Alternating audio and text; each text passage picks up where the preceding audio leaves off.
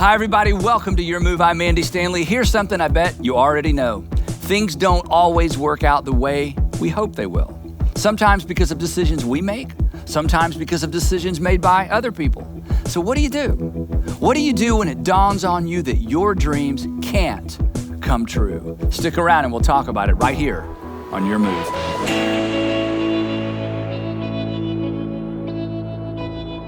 Today, we're reminded of something that very few of us actually need to be reminded of, but I'm gonna remind you anyway, and then we're gonna place this very common phenomenon, this thing that we've all experienced, within a brand new context for some of you, and for some of you, it's gonna be a reminder. And what today reminds us of is simply this, that life rarely goes as planned. Life rarely goes as anticipated. Plans are good. Everybody should plan. I'm married to a planner, and I'm so glad I'm married to a planner because I'm not a great planner, but everybody needs a plan. But as great as plans are, the reality is that reality is greater than our plans. That reality always trumps our plans. Reality always wins. That things don't always turn out as planned, sometimes because of things that other people do, and sometimes things don't turn out as planned because of things that we do. And at the end of the day, what this means is that some of our dreams won't come true. Worse than that, it means that some of our dreams can't come true. That the two of you, as it turns out, may not live happily ever after. That you may not ever get the opportunity to walk a daughter down the aisle. It means that perhaps you'll never have to purchase or never need to purchase a high chair. Perhaps that second marriage is starting to feel a little bit like that first one. That prodigal son or that prodigal daughter looks like she may not be coming home. And the thing is, depending on what kind of church you grew up in or what kind of religious background, if you have any at all, as we've seen our dreams begin to crumble and things aren't going in the direction that we thought that they would, there's this internal sense of panic and an internal sense of anger, because after all, God promised you, right? And then you feel like God kind of promised you, and maybe God owes you. God owes you because you played by the rules, you did everything right, you raised them right, you behaved, you waited, you did, isn't there a cause and effect? Isn't there sowing and reaping? At times it looks like God has granted somebody else your wish. So today, as we wrap up this series in the life of David, we're gonna ask the question that David's life answers for us. What should we do? What do we do when our dreams can't come true? Now, as we saw a few weeks ago, when David was in his 20s, thanks to the behavior and the decisions of crazy King Saul, David realized that some of his dreams weren't going to come true. About 22 years after David became king, he's in his 50s now. He's no longer the cool kid, who killed Goliath. Now he's in his 50s, and 50s, pretty good age to be in our world. But in the ancient times, 50s was old. You probably lost most of your teeth. You were not young, and you were not handsome, and you smelled bad, okay? So he's not cool King David. Now he's King David in his 50s. This is he's been king about 22 years. He sends his men off to war. We don't know why he didn't go, maybe because of how old he was at that point. He gets up one night in the middle of the night, famous story. He looks down and he sees Uriah, one of his friends, one of his companions, one of the generals or commanders in his army. He sees Uriah's wife bathing. Her name is Bathsheba. He calls a servant over. He says, "Who's that?" The servant says, "That is Uriah the Hittite's wife. And David says, "Send her to me." So Bathsheba comes up to David. Everybody pretty much knows this story. They spend the night together. They probably spent multiple nights together. She sends a message to him. "Oh no, I'm pregnant." David decides, "Hey, I can fix this." He calls for her husband to come in off the battlefield, give me a report of what's going on. "Hey, as long as you're here, you might as well go home." Uriah is a righteous man. He spends the night on the ground outside the palace gate. David finds out he didn't go home. He says, "Why didn't you go home to your wife?" He said, "How can I spend the night with my wife when my men are dying and being slaughtered in the mud?" David says, "Spend one more night." David gets him drunk. David points him toward home, says, "Go home." The next morning, David gets up. Uriah still hasn't gone home because Uriah isn't going to spend a night in luxury when his men are dying on the battlefield. He's a good man. So David writes a message to Joab, Uriah's commander. He says, "Dear Joab, put Uriah in the fiercest part of the battle, and when things get really hot, withdraw from him and his bodyguard." It was a death warrant. It was a death sentence. He signs it, seals it, gives it to Uriah, who gives it to Joab. Joab does as the king says because you can't say no to the king. And Uriah dies in battle. Bathsheba mourns. David brings her in. She's pregnant, and it looks like David, the magnanimous, wonderful man, is going to raise somebody else's child. He marries Bathsheba, and everything's good, and David has managed the outcome, except that this was no secret. In a world where there are slaves everywhere, the walls talk. And so eventually, after they're married, the prophet Nathan makes an appointment with David. He comes in to see David. He tells this fictitious story. David gets really, really, really mad at this guy in the story, and Nathan says, hey, by the way, David, you're the guy in the story. And David breaks, and he allows the law of God to break him. But here's the problem, and I hope you'll listen to this. Every sin, whether you're a Christian or not, whether you're a religious person or not, every sin comes prepackaged with a consequence. Every sin comes prepackaged with a penalty. And that day, as David began to mourn his sin and own his sin, Nathan said this to him. This is what the Lord says, out of your own household, I am going to bring calamity on you. What you did in secret, although you did this in secret, I'm going to do this thing. I'm going to bring about this calamity in broad daylight before all of Israel. Because you're the leader, you are accountable to the entire kingdom. Because you're the king, you're accountable to the entire kingdom. And I'm going to bring about a consequence that everybody in the kingdom knows about. And then David said to Nathan, and this is so powerful, I have sinned against the Lord. This is again the reminder that even though David was king and even though he was flawed, he never confused himself with the king of Israel. He never abandoned God's law. He broke it, but then he would allow God's law to break him. And once again, we find him acknowledging his fault and surrendering to the will of God. He said, I have sinned against the Lord. And Nathan replied, the Lord has taken away your sin. You are not going to die, but there is going to be an unavoidable consequence for what you did. You had someone who was innocent murdered, and you tried to hide it, and you tried to lie to the entire nation. So a year goes by and nothing happens. 2 years go by, nothing happens. 5 years go by, nothing happens. Finally, 10 years later, this consequence takes hold and it turns David's world upside down. And at the end of the story, his dreams can't come true. David's oldest son was a young guy named Amnon. And Amnon, because he was the oldest son, was in line to become the next king of Israel. But Amnon was consumed with lust for his half-sister Tamar. So Tamar and Amnon share one parent, but not two. And so Amnon just cannot get her out of his mind. He cannot get her out of his mind. Apparently, she doesn't even know he exists. She just completely ignores him. So finally, he's done everything he can to get her attention, and he's just so consumed with lust. So he pretends to be very, very ill. And all of a sudden, all the brothers and sisters know there's something wrong with Amnon. He's very ill. And he sends a message to David. And he says, David, is it okay if my sister Tamar prepares a special meal for me? David says, that's fine. She brings the meal over. Amnon sends everybody out of the house, and now it's just the two of them. And he tries to talk her in to going to bed with him. And he begs and begs and begs, and he acknowledges, I'm not really sick. I just was trying to get your attention. And she resists. She says, absolutely not. She says, no, my brother, don't force me. Such a thing should not be done. We're related. Such a thing should not be done in Israel. Don't do this wicked thing. But the text says, but he refused to listen. And since he was stronger, he raped her. And then this next verse is just gut-wrenching. But again, the biographers, the people who bring us this story, they don't skip any of the details. And the text says this. Then Amnon hated her with intense hatred right after he raped her.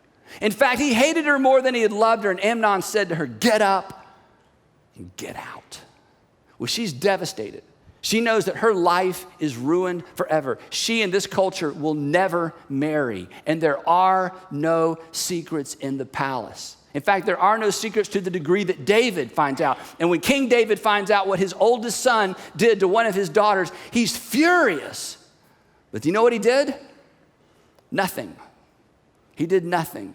Who was David to tell anybody how to manage their lives and manage their private lives after what he had done? So David does nothing. Now we are introduced to another one of David's sons. His name is Absalom. Absalom is David's third son. We think the second son has passed away by this time, so he's next in line to be king if Amnon is in fact not king. Absalom is Tamar's brother by the same two parents, and Absalom takes Tamar into his home. She's just destitute, and he takes her into his home, and he too does nothing. And he never speaks to Amnon. He doesn't speak to him positively. He doesn't speak to him negatively. He acts as if he doesn't even exist. And a year goes by and nothing. And then 2 years go by.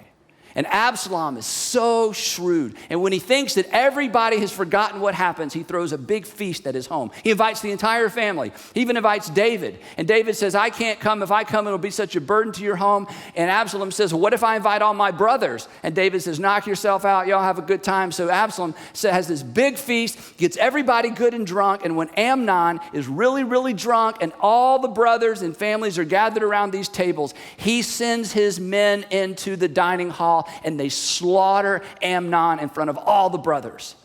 And the brothers get up and they flee to Jerusalem, and Absalom gets up and he flees north to what we would call Syria.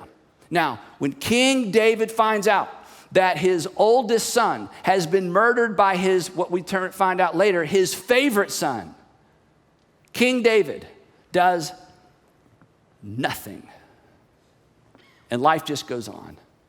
3 long years pass, and David is missing Absalom. And so David invites Absalom back to Jerusalem, back to the capital. And when Absalom gets there, he's told, you're invited to move back into your home, but the king refuses to see you. And so Absalom, for the next 2 years, tries to get in to see King David, and King David ignores him. And Absalom is so furious, you brought me back here. It's like I'm under house arrest. And finally, he was just fed up. So he sends his servants to Joab's farm. Now, Joab is the commander of all of David's armies, and he was the go-between oftentimes to get a message to the king. And Joab won't have anything to do with Absalom either. And so Absalom sends his servants to Joab's farm, and he burns down the entire farm. And Joab comes over to Absalom's house finally and says, what are you up to? And Absalom says, would you please tell my father I want to see him? And Joab agrees. Okay, I'll work it out. Well, Joab's smart, and he knows that you can't approach David directly, so he sends a woman in. This woman makes up this incredible story, gets David all engaged emotionally in the story, and then basically at the end of the story, the person that David's most frustrated with in the story, she, like Nathan, says, well, my king, that's you. You're upset with yourself. And he said, did Joab send you? And she says, uh-oh. She says, yes, Joab sent me. He calls for Joab, and Joab says, King, your highness, please see your son Absalom. He's waited for 2 years. So Absalom comes in before the king and bows down, and David lays his hands on Absalom, and it was his way of saying, you're forgiven and our relationship is restored. But it's not. Absalom is hurt, and David never calls, the best we can tell, David never calls for his son again. Well, he is so angry and he's so hurt, he decides to overthrow his father and to take the king, to take the kingdom and to take the throne himself. Perhaps he thought, it's mine anyway, it's mine eventually, I'm going to take it now. So what he does, he was so wise. Every morning, early in the morning, Absalom would get up early and set up a table, basically, or set up court outside the gates to the main city. And anyone who was coming to the city to try to get to see David to get justice for some cause, Absalom would say, let me help you. And over time, the text tells us that Absalom stole the hearts of the people. For 4 years, he sat outside the gates of the city and would talk to anyone, hear any of their cases. People recognized how smart he was, how wise he was, what a great leader he was. And over time, Absalom stole the hearts of the people. And then 4 years later, he sets in motion his plot to overthrow his father. So 16 years now, 16 years after David's incident with Bathsheba, 16 years later, David's world is upside down. His firstborn has been murdered by his favorite son, who has now instigated a civil war and is about to divide the entire nation. A messenger came to David.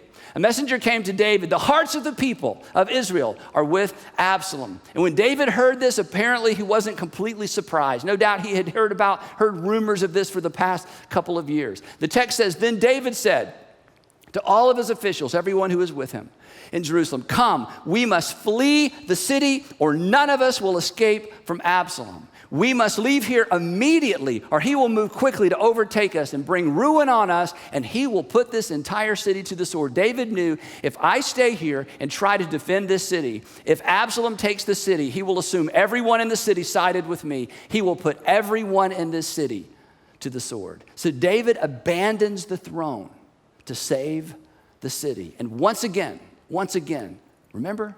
Once again, he's a fugitive. For he finds himself running from the place that he considered his home, running from the people who supposedly loved him. Once again, he's a fugitive, but this time he's not 22. This time, he's 61 years old. This was not the dream.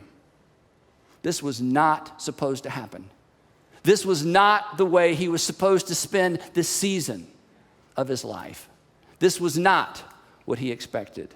His dreams were not coming true, and as it turned out, they could not come true.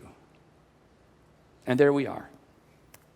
There we are. This is where, once again, our lives at some point in the past, now, or in the future, intersect with the story of David. Here we are, heartbroken, disappointed, maybe angry, frustrated with God, maybe looking for someone to blame. Maybe you've decided to blame God. After all, where is God? God could have kept this from happening, right? What's the point of going on? What's the point of trying? Why even try? I mean, you hung in there with him year after year after year. You hung in there with her year after year after year, and now look what she's done. Now look what he's done. You waited and you waited and you waited, but you waited for what? You raised him right. You raised her right. You don't deserve to be treated this way, and look at the way he's treating you. Look at the way she's treating you. You were honest. You were told that if I'm honest, good things happen. I was honest, and I lost that job. You've worked hard, but it hasn't really worked out. And this is when we oftentimes make things worse for ourselves, isn't it? This is because we're so angry and we're so hurt and we're so frustrated with God and we're so disappointed with God. We hurt ourselves, which creates more regret. We create more debt. There's more pain relievers, and yet there's more pain. But this isn't the first time David had faced a situation like this. And David remembered, because the first time he fled the kingdom, he took matters into his own hands.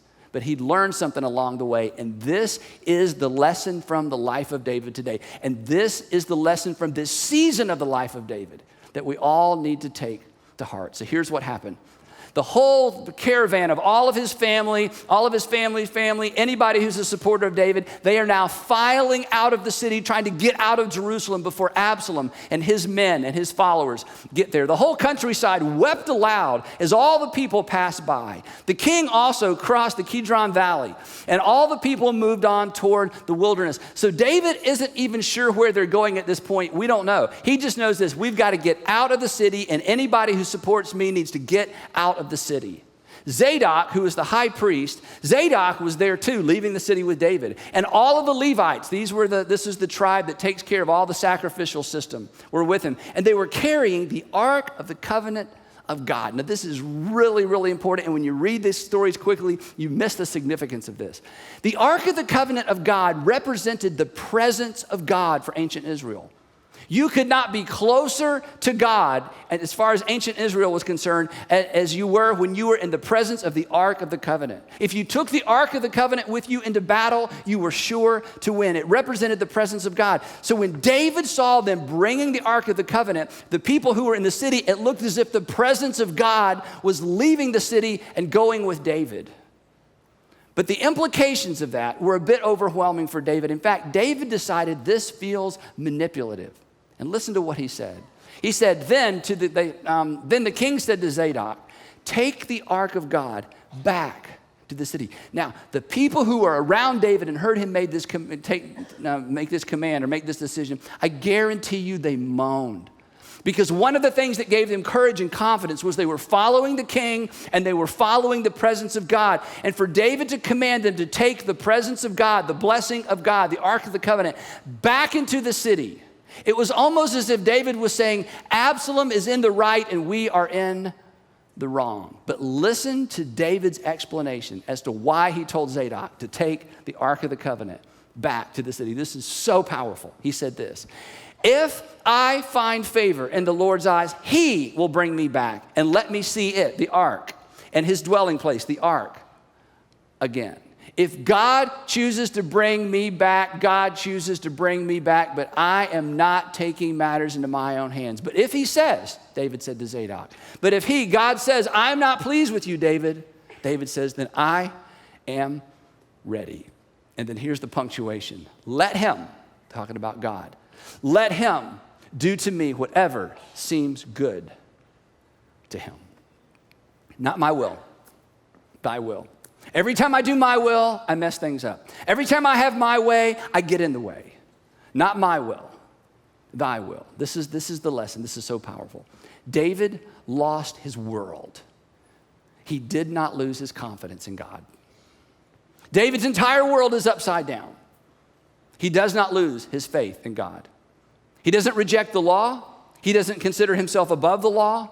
David understands his flawed. He is a flawed man. He is not a perfect man, but he refuses to be the king. David never lost sight of the fact that he is simply a king. He lost his world. He did not lose his confidence or his faith in God. He chose not to abandon God when it appeared that God had chosen, or God chose to abandon him. I'm not going to war with my son. I'm not going to risk the city. This is not about me. God put me in place. God will choose how and when and where I am replaced. Wow. And he leaves the city and he leaves the ark. Absalom shows up at the city and he takes the city without a fight. But it's a hollow victory because he has the capital, but he doesn't have the king. So David and his entourage, they end up in a city called Machanaim. And he hears that Absalom is coming and he realizes he has no choice but to meet his own son in battle. So he divides his soldiers up into 3 groups. This was so smart. And he puts a different commander over each of the thirds. And then he gives them these very, very explicit instructions. And he gives the commanders these instructions so that all the troops can hear. And here's what he said. He said, when you catch up with Absalom's army, and when you catch up with Absalom, be gentle with the young man Absalom for my sake. I realize this is a war. I realize it's going to be chaotic, but if there's any way to spare my son's life, I want you to spare his life. And all the troops heard the king giving orders concerning Absalom to each of the commanders. So everybody knew if you find Absalom, you take Absalom alive and you bring him to David. David's generals insist that David not join them in battle. So he stays on the wall of the city and he watches his soldiers march out to confront his son in battle. Now the text tells us that this battle did not take place on an open plain, but it actually took place in the forest of Ephraim. The forest of Ephraim, which meant superior numbers meant very little. Experience and organization and communication mattered more. And fortunately, David was wise enough. We don't know if David's men drew them into the forest. We don't know why the battle was in the forest. But David's men were better organized to fight under those conditions because he had 3 commanders, whereas Absalom's troops were all looking to him for leadership. And the text says this, there Israel's troops were routed by David's men. And the casualties that day were great. 20,000 men died. The battle spread out over the entire countryside, and the forest swallowed up more men that day than the sword. Eventually, Absalom is caught, and instead of being held prisoner and taken back to David, Joab butchers his son as the army watches. Once Absalom was taken out of action, once people knew he was dead, his army immediately stopped fighting. They threw down their weapons, and the text says they all just went home. David is told that Absalom is dead, and he mourns the loss of his son. In fact, he mourns the loss of his son to such a degree that the soldiers are afraid to celebrate their victory. He returns to Jerusalem as the king, but his world would never, ever be the same. And 9 years later, he died at the age of 70. Now, it really speaks to the authenticity of this account, that the biographers seem to have done nothing to hide from us all of David's faults and failures and flaws. And the thing that's so amazing, and the thing I want us to take away as we wrap up this narrative of David, is that with all of his flaws, he never lost his confidence in God. When things did not go his way and it was somebody else's fault, when things didn't go his way and it was his own fault, with all of that, he never lost his confidence in God. That David's somewhat sad ending, and it is kind of a sad ending, his somewhat sad ending reminds us of something extraordinarily important. So if you've been daydreaming or, thinking about something else, I really need you to listen to this next part, because this is the takeaway. Simply this. The foundation of our faith is not answered prayer. The foundation of faith is not everything going our way. The foundation of our faith is not happily ever after endings. In fact, it's always a mistake, even though we all tend to do this. It's always a mistake to wrap our faith in God. It is always a mistake to wrap our faith in God around the fulfillment of our dreams or even the answers to our prayer. It is always a mistake to wrap our confidence in God around the fulfillment of our dreams. My dreams came true, God is good. My dreams didn't come true, I don't think there's a God. It's always a mistake to wrap our faith and to wrap our confidence in God around our dreams coming true or even the answers to prayer. Because dreams that don't come true and prayers that don't get answered say nothing about the presence or the goodness or the faithfulness of God. They say nothing about God's presence or his lack of activity. David, I think, of all the people in the Old Testament, would be the quickest to remind us that when we feel forsaken, we're mistaken. That we're mistaken when we feel forsaken. That when circumstances don't go our way, when our dreams can't come true, to assume from circumstances that God is not real or God is not present, David would say, no, don't make that mistake. Because through all the highs and lows and through all the ups and downs, God was with me. And we would do well with our own circumstances and our own broken hearts and our own anger and our own dreams that can't or won't come true. To join David in this extraordinary, extraordinary statement that he makes when he's leaving the city, all hope is gone. He doesn't know if he will ever see the city again. He doesn't know if he will ever be restored. He doesn't know what's going to happen in this season of his life. To join him when he makes this incredible, incredible statement. If, I don't know the future, if I find favor in the Lord's eyes, he will bring me back. Let him do to me whatever seems good to him. In other words, not my will, thy will. Thy will, not my will. I know what I want things to turn. I know how I want things to turn out. I know how I want things to go. I know how I've prayed they go. I thought for sure they would go this way, but not my will. Thy will be done. I may lose my world, but I will not lose my confidence or my faith in God.